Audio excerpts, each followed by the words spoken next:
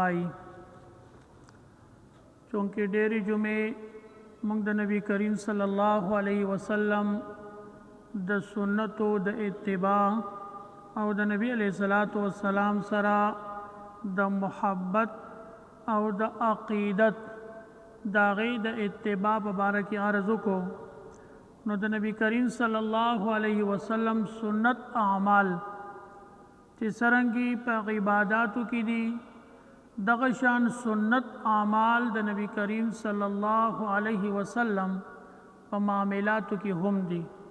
صرف دا نه چې موږ به د نبی علیه الصلاۃ والسلام سنت اعمال خپلو صرف په عباداتو کې، لکه نبی کریم صلی الله علیه وسلم دا لاستی په صورت کې د نبی علیه الصلاۃ والسلام سنت اعمال سو، د پاسېدو په موقع کې د نبی علیه الصلاۃ والسلام سنت اعمال سو، دغه شان د تلو په موقع باندې د راتلو په موقع باندې دا ټیک ته د نبی علیه الصلاۃ والسلام ښکلي سنت دي،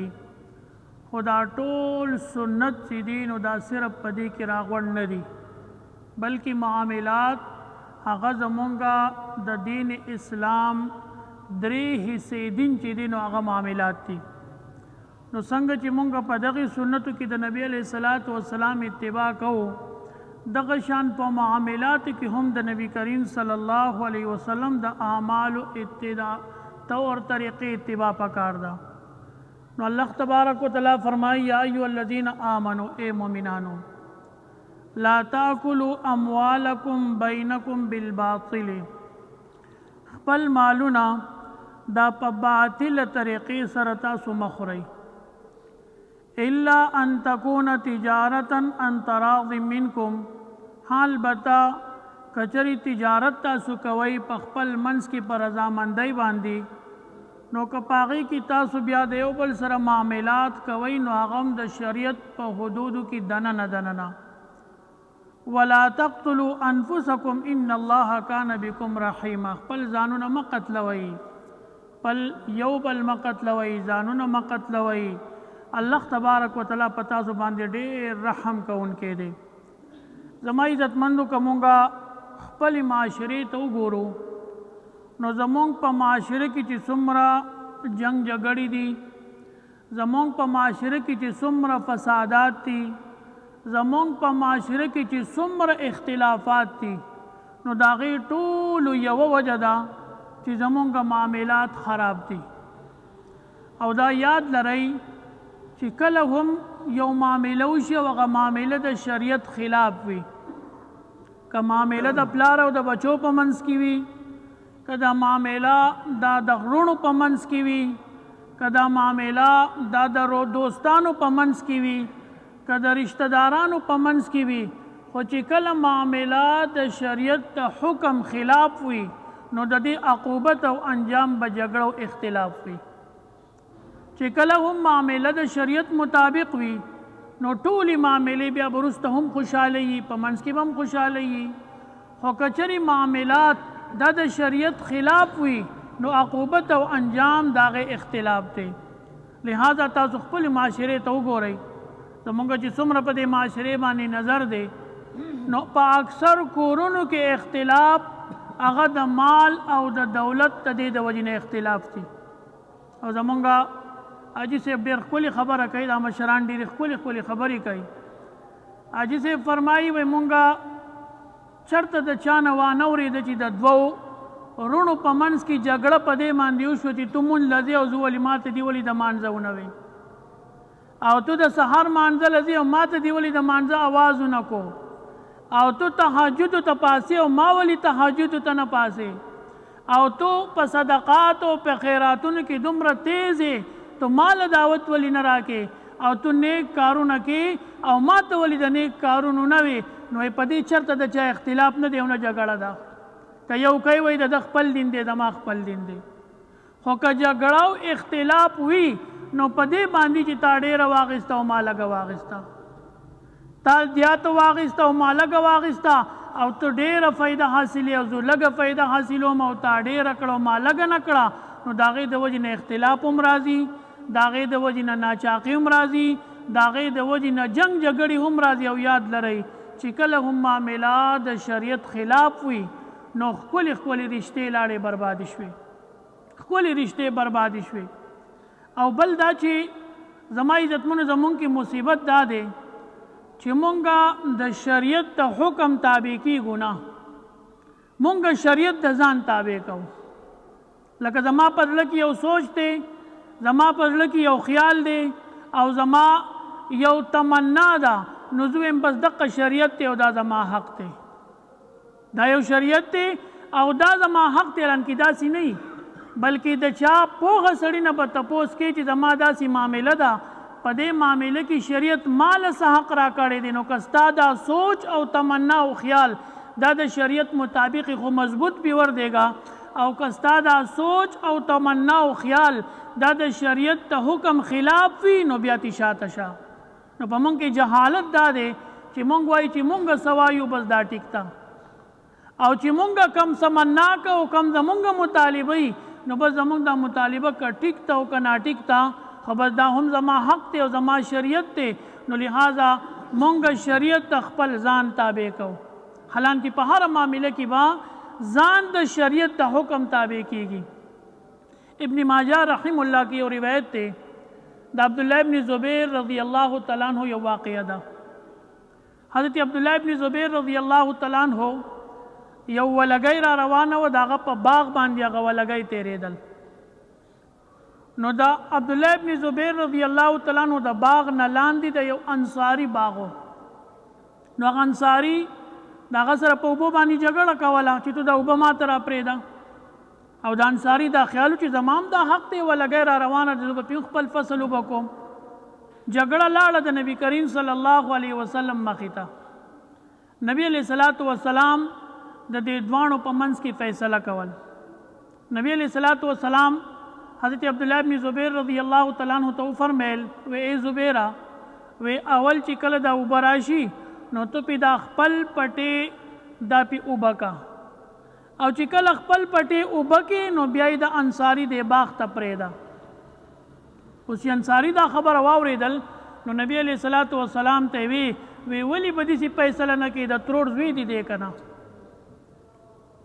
د هغه دا خیال و چې نه دی نه کوي، خو دا اوبه دي ټولې ما ته راځي او ما ته چې کوم دی نو دا اوبه زما فصل دی پې سیراب کېږي، نو د هغه په ذهن کې به دغه فیصله و، دغه به سوچو، دا به د هغه حق و، هغه به دا خپل حق ګڼو.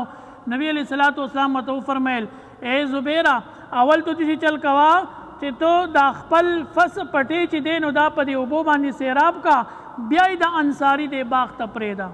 نو چې کله هغه انصاري دا خبره وکړه نبی علیہ الصلوۃ والسلام ته چې ولې به داسې فیصله نه کوي، د ترور زوی دی دی په سنیت به یې ویلي. نو نبی علیہ الصلوۃ والسلام دا مخ مبارک دا سور شو د غصې نه، وی فرمیل وی چې زه انصاف ونه کم او زه د حق فیصله ونه کم نو زمانه بعد به بل څوک انصاف او د حق فیصله کوي. او بیا نبی علیہ الصلوۃ والسلام فیصله کوله. اوله خو نبی علیہ الصلوۃ والسلام صلح وکړه چې داسې کوه، دویمه د شریعت د حکم مطابق فیصله سوه. نبی علیہ الصلوۃ والسلام فرمیل اے زبیر اول داسې وکړه چې دا اوبه ستا پټي ته راشي، پل پټي پې سیراب کا، اوبه د ځان سره منع کا، چې کله څه د دې اوبو نه ستا پټې سیراب شي او ستا نه اوبه بچ شي نو بیا یې دله ورکوي. دا فیصله ده. اوله نبی علیہ الصلوۃ والسلام د دواړو په منځ کې صلح په دې طریقه باندې وکړه چې د هغه کار وشي او د ده کار وشي. نو زما عزتمندو خپل ځان به د شریعت ته حکم تابع کوو او خپل فیصله به د الله او د الله د کلام مطابق ګرځو. الله به زمونږ په منځ کې اختلافات ختمیږي او زمونږ په منځ کې به اصلاح راځي. نبی علیہ الصلوۃ والسلام نه په پوره زندګۍ کې د صحت په حالت کې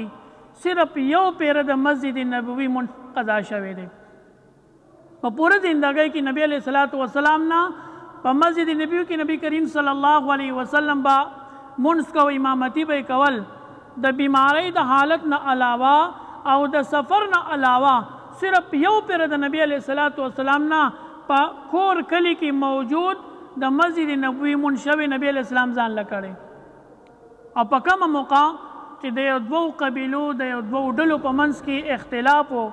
نبی علیہ الصلوۃ والسلام د صلح دپاره تللی و، د دغې صلح د وجې نه د نبی علیہ الصلوۃ والسلام نه د مسجد نبوي مونځ لاړو. حضرت عبدالرحمن ابن عوف رضی اللہ تعالیٰ عنہ هغه منځ کو نبی کریم صلی الله علیه وسلم هغه مانځله ونه رسېدو. زما عزتمندو دا نبی کریم صلی الله علیه وسلم دا معاملات ولی کړي د دې دپاره چې امت ته پته ولګي چې زمونږ دین اسلام دا صرف د عقاید او د عباداتو نوم نه دی، بلکې دین اسلام دا نوم دی د څه شي؟ د معاملات، د معاشرت، د اخلاقیاتو. عقاید او عبادات دا دوی سیدین او درې سیدین معاملات، معاشرت، اخلاقیات. نو زما عزتمندو په دې کې د نبی علیه الصلاۃ والسلام اتباع پکار ده. او زمونږ څومره خانداني معاملات چې دي او بلکې دا تقریبا 15 ورځې وشوې چې په یو 3-4 جرګو کې ما شرکت وکړو او په دې جرګو کې چې تقریبا څومره جرګې دي نو چرته د چا په دیندارۍ باندې ورانه نه وه. د حاجي صاحب خبره خو ټول اختلاف دغه دی چې د ډېره واخیسته او ما لږه واخیسته، د زما حق و او زما له خپل حق رانه کو. په دې باندې دا ټولې جګړې او فسادات نو چې عقوبت او انجام به مونږ وکتو نو په هغه کې به زمونږ معاملات خراب و، د شریعت خلاف و. او ما په شروع کې عرض وکړو چې کله هم معامله د شریعت خلاف وي نو عقوبت او انجام د هغې جګړې. او زما عزتمندو دا پردی حق وهل، دا پردی حق د با وهل دا ډېر لوی مشکلات دي په دنیا او په آخرت کې. امام غزالی رحمت الله علیه یو عجیبه واقعه ذکر کړي او دا واقعه امام ذهبی رحم الله په الکبائر کې ذکر کړي. فرمایي یو بزرګو ډېر نیک سړی و، عالم سړی و، بزرګو هغه وفات شو. نو د هر یو نیک سړی او د بزرګ په باره کې د هر چا دا خیالي چې دی خو به ماشاءالله د صوم و صلات پابند دی او د منځ او دس پابندي کوي او درس و تدریس دی، بس د ده خو مرګ او الله به بخلي. نو د هغې بزرګ په باره کې هم د هغوی د شاګردانو دا خیال و چې استاد به الله پاک بخلي او استاد خو جو ټول ورځ قال الله قال الرسول یعنی د الله کلام او د حدیثو درس دی او نیک اعمال دی او منځونه دي نو استاد خو به الله بخلي. نو امام غزالی رحمت الله علیه په خوب کې ولیکو څه ډېر کلونه بعد امام غزالی رحمت الله علیه دې تپوس وکړو وی الله تبارک وتعالی در سره څه معامله وکړه؟ نو دا بزرګ ورته وایي چې الله تبارک وتعالی زما هغه هر څه قبول کړه، منځونه مې هم قبول شوي دي، هغه درس و تدریس قال الله قال الرسول می هم قبول شوی دی، او هغه کم ذکر اذکار او ما چې تهجدونه کړي ټول هر څه الله تبارک وتعالی قبول کړي دي. خو زه په یو معمولي څیز باندې ډېر ستړی شوم او په هغې باندې عذابېږم، مال الله عذاب راکوي، تکلیف راکوي او ډېر غم دی را سره. وی څه معمولي څیز دی؟ وی د مرګ نه مخکې مې د ګاونډیانو نه یو وړوکې غونته کې ستن راوړي و، ستن د ګنډلو ستن. وی په هغه ستن باندې ما هغه خپلې کپړې ګنډلې نو هغه ستن ما په پلانکي تاخچه کې کېښودله او هغه ستن مې ګاونډیانو ته حواله نه کړه. نو وی زه سره د عباداتو په دې ستن باندې کړېږم چې دا پردی حق ما اخیستی دی، دا ما بنده ته حق ولې ونه رسو. نن زما عزتمندو مونږ پردي حقوق تلکو پروام هم نشته،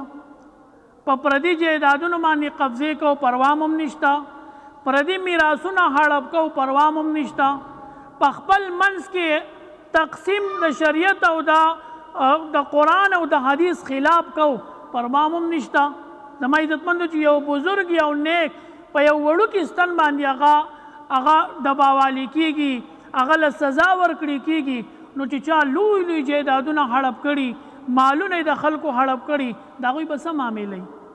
زما عزتمندو په دې معامله کې سوچ پکار دی. ګوره زمونږ لږه زندګي ده، لږه زندګي ده، په دې لږه زندګۍ کې که مونږ په بې احتیاطۍ کې وخت تیر کو او مونږ د چا د بنده د حق خیال نه ساتو، مونږ د چا حقوق العباد خیال نه ساتو، مونږ بنده له د هغوی حق په صحیح طریقه باندې ورنکو، مطالبه هم په صحیح شان باندې ونه کړه، نو زما عزتمند وروسته معامله مونږ ته ډېره ګرانه ده، ډېره زیاته ګرانه ده. او په دې مخکې ورځو کې یو جرګه کې ناست وم، څنګه چې ما عرض وکړو چې زمونږ سوچ چې دی نو هغه دی چې زما په ذهن کې څه خبره ده دا زما حق دی او زه څه غواړم زما څه مطالبه ده دا زما حق دی. د یو پلار او د یو بچی په منځ کې مقدمه وه. یو پلار او بچی د پلار نه یعنی خفګانې په دې باندې و چې مال خپل حق راکا. نو هغه پلار غریبي ما ته په جړا شو، ما ته مفتي صاحب وی کاروبار مې وله ورکو، پیسې مې وله ورکړې، په ځمکه کې چې صحیح سوه هغه مې وله ورکړه، هر څه مې اوس مې نه پرېږدي چې مال راکا. نو هغه غریب جړل. خیر ما هم وخت فارغ کو د هغوی سره په مجلس کې کېناستمه. نو د هغوی دواړو هغه قصه چې ما واورېدله نو ما دا بچي نه تپوس وکړو، مې دا راته وویل چې خپل حق غواړې که دا پلار په تا باندې احسان وکړي، وی نه بس مال خپل حق راکا. اوس به د هغه په ذهن کې ګورې چې څه حق و. مې نه دا سوچ وکړه چې دا پلار تاله ستا حق درکړي او که په تا باندې احسان وکړي، وی نه بس مال دې خپل حق راکړي. مې ښه سوچ وکړه دا پلار په تا باندې احسان وکړي که تاله ستا حق درکړي. ځکه چې بالغ بچی چې کله بالغ شي او د د پلار سره شراکت وغیره نه،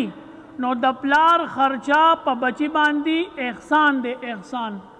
بالغ بچی چې کله د پلار په کور کې نو دا د پلار په د باندې احسان دی چې په د باندې خرچه کوي، په د باندې تعلیم کوي،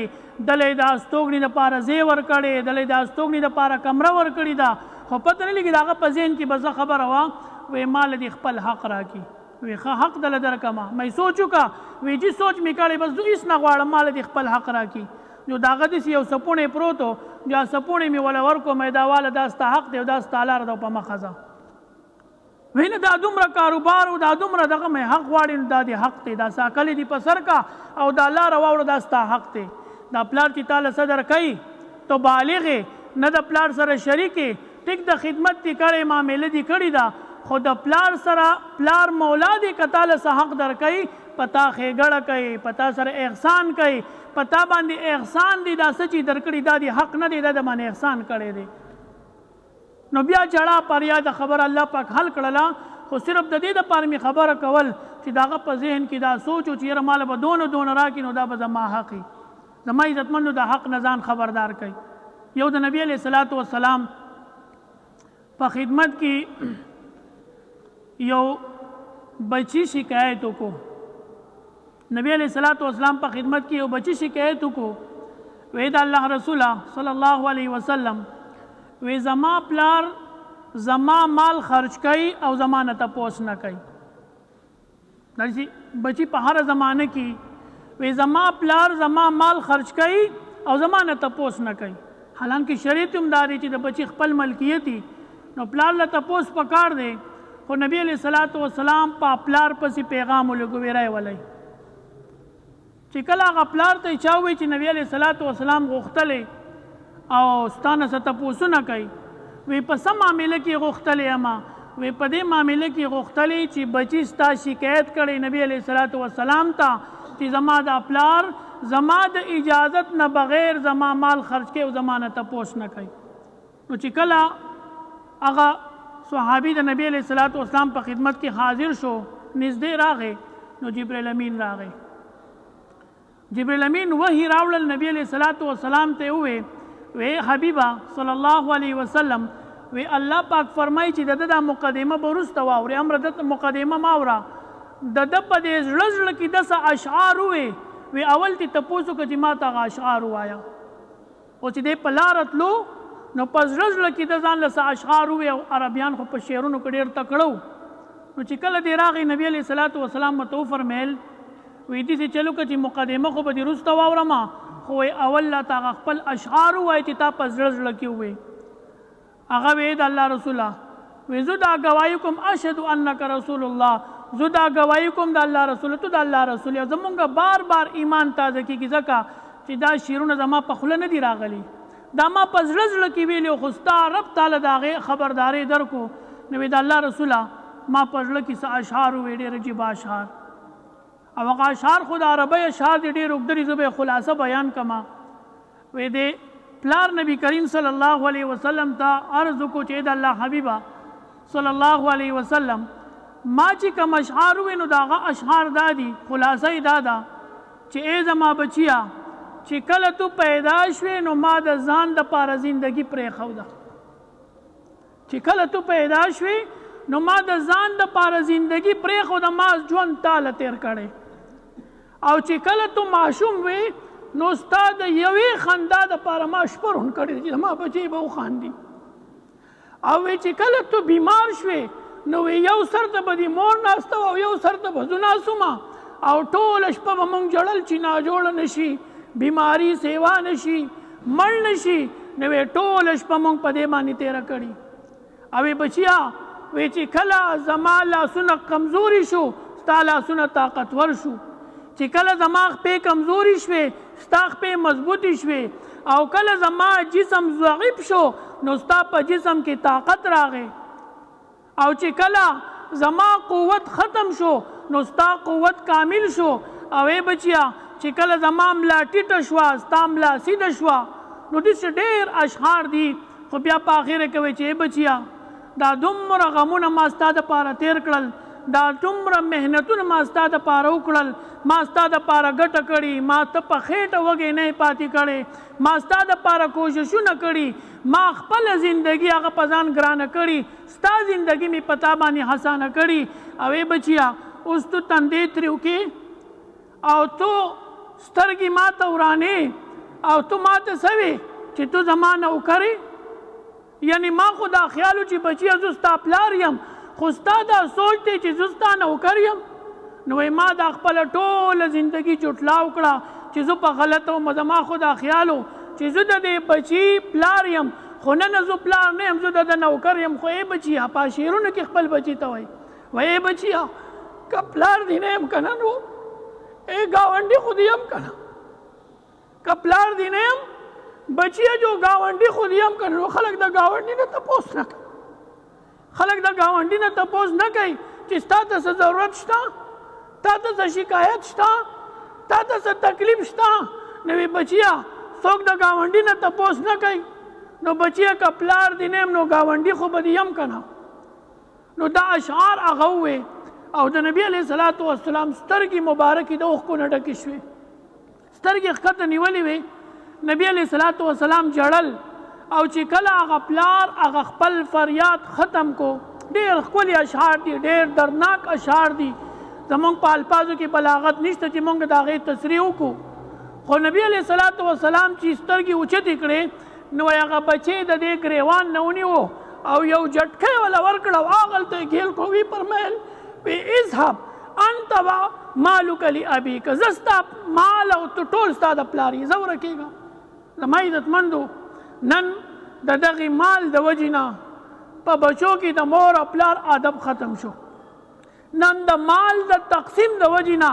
خوږې خوږې رشتې برباد شوې ختمې شوې ولې هر یو سړی هغه خپل طلب او مطالبه حق ګڼي شریعت ته څوک غوږ نه ږدي زما عزتمندو لږ سوچ پکار دی زه بار عرض کوم چې کله معامله د نبی کریم صلی الله علیه وسلم د احکامو خلافي کاغه د رونو په منځ کې هغه به هم عقوبت او انجام به د هغې جګړی زه تاسو ته یو ډېره زبردسته خبره کوم او په دې باندې ټول سوچ وکئ زمونږ د ابتدا نه معاملات ټول خراب دي کاغه د پلار او د بچي په منځ کې دي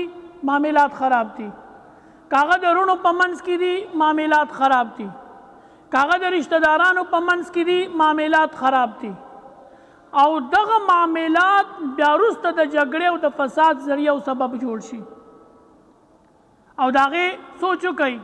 پلار دی او بچی دی دا په هر خاندان کې دي پلار دی او بچی دی پلار هم کاروبار کوي بچی هم کاروبار کوي رونه دي او دوه رونه دي درې رونه دي څلور رونه دي هغه هم لګیا دي کاروبارونه کوي خو په دې کاروبار کې نه پلار ته لګي چې دا پته لګي چې دا بچی زما سره نوکر دی که زما سره شریک دی او که زما سره ښېګړه کوي او نه بچی ته پته لګي چې زه د دې پلار سره په دې کاروبار کې یم زه د دې پلار سره شریک یم که زه د دې پلار سره نوکري کوم که زه د دې پلار سره ښېګړه کوم زه ورسره څه کوم هېڅ پته نه لګي نه پلار ته د خپل ملکیت پته شته او نه بچي ته د خپل ملکیت پته شته نو چې بیا عقوبت او تقسیم راځي نو بیا جګړې او مصیبتونه وي زما عزتمندو ملکیتونه ممتاز کوي د علماو نه تپوس وکئ ملکیتونه ممتاز کوي تپوسونه وکئ چې وروسته بیا جګړې او فسادات نه او خفګانونه نه او چې کله ملکیتونه ممتاز شو او جګړې او فساد دا د هغې د ختمېدو بهترینه ذریعه ده. نن زمونږ معاملې قرآن کې که تاسو وګورئ نو د ټولو نه لوی آیت چې دی نو هغه د معاملاتو په باره کې راغلی. اذا تداینتم بدین الی اجل مسمى تقریبا یوه نیمه څپه دا آیت دی د ټولو نه اوږد آیت د معاملاتو په باره کې راغلی. الله تبارک وتعالی اشاره دی ته کله چې دا کار د ټولو نه ضروري دی. ورونه دي کاروبار کوي تعین کوي چې بھئی تاسو شریکوال یې که خدمتګاران یې. بچې د پلار سره کاروبار کوي تعین کوي چې پلار پوسو که بابا زه ستا سره څه یمه، زه ستا سره په دې کار کې شریک یمه، زه ستا سره خادم یمه که نه، زه ستا سره هسې ښېګړه کوم چې هغه ته د خپل ملکیت پته ولګي. بعضې وخت کې بچې نه شریک او نه خادمي، هسې خدمتګاري او خرچې په داسې طریقه باندې کوي چې ګویا دا د دې مالک ته ذمواري کې ګناهګاري کې پته ورته نه لګي. او زمونږ دا خیال دی چې یاره دا حق چې دی نو دا د بل چا وهل خیر دی، په دې کې څه نشته. خو که پلار د بچي یا بچې د پلار یا رور د رور خور د رور د دوی حق وي مونږ هغې ته حق نه وایو. دا هم حق تلفي ده، دا هم داسې ګناه دی څنګه چې د پردي چا حق د باوهل او د پردي چا حق اخیستل ګناه دی. زما عزتمندو لږ خپل معاملاتو ته وګورئ، لږ خپل معاشرت ته وګورئ، لږ د قرآن او د حدیث نه ځان خبردار کوئ. که چرې دورونه کاروبار کوي او تپوس وکړې یاره لیکلو کا او تقسیمي کار وکړه او د ملکیت تعین وکړه نو د هغوی جواب صحیح مړه پرونو کې چا حساب کتاب راویستی. که پلار او بچي نه تپوس وکړې چې هلکه لیکلو کا د ملکیت تعین وکړه او خپل حیثیت وپېژنه نو زمونږ د پښتنو جواب صحیح مړه په پلار او په بچو کې چا لیکل او حساب کتاب راویستی. که د خویندو وروڼو په منځ کې دا معاملې مونږ وایو مړه په دې کې دا معامله چا راویستي، خو چې کله معامله راشي که نه نو قسم دی خوږې خوږې رشتې مونږ لیدلي، خوږې خوږې رشتې چې هغه په یو پوټ باندې د یو بل قتل ته تیار شوي د یو بل پسې ګواښونه کوي. د دې هسپتال نه شاته یو وړوکې غونډه کې کمرګۍ وه، د دې نه په دې کې د دوو وروڼو په منځ کې اختلاف و، د دوو وروڼو په منځ کې یو مشر و یو کشر و، د دواړو په منځ کې جګړه وه، ډېر لوی شر فساد هر څه پسې وشو. نو خبره راغله ماله دلته جومات ته چې زمونږ دغه شان معامله ده. ما د دواړو نه تپوس وکړو چې دا یو ورور نه مې تپوس وکړو نو هغه ما ته په ژړا شو، ما ته یې مفتي صاحب وایي دا د ما ورور دی، دا ابۍ دا راوړی مې دی، مونږ یو ځای بچپن تیر کړی دی، مونږ یو ځای زندګي تیره کړې ده، مونږ یو ځای ناسته کړې ده، مونږ د یو بل په سر باندې د پردو خلکو سره جګړې کړې دي او مونږ د یو بل مرسته کړې ده. اوس زما دا ورور وایي چې که رانږدې شوې دې ځي ته نو وژنم دي، نو وایي دا ځي دې هم قربان، خو ولې زما د دې زندګۍ نه زما دې ورور ته د 15 لکو دا ځي زیات غوره دي چې ما پې وژني، او زما دې ورور ته دغه ځای زما نه زیات غوره دی چې دی پې زما سره جګړه کوي. نو وایي زما هغه ورور وی چې دا ځای مې ته قربان دی، خو دا خبره مې د زړه نه نه وځي چې زما زندګي دته د 15 لکو روپو نه هم اقلي قدر او حیثیت نه لري. زما عزتمندو معاملات صفا ساتئ، معاشرت صفا ساتئ، د یو بل سره معاملات کوئ د قرآن او د حدیث په حدودو کې دننه انشاءالله نه به اختلافاتي، نه به جنگ جګړې او نه به فساداتي. الله دې د قرآن او د حدیث مطابق زمونږ معاملات صحیح کړي. واخر دعوانا الحمدلله.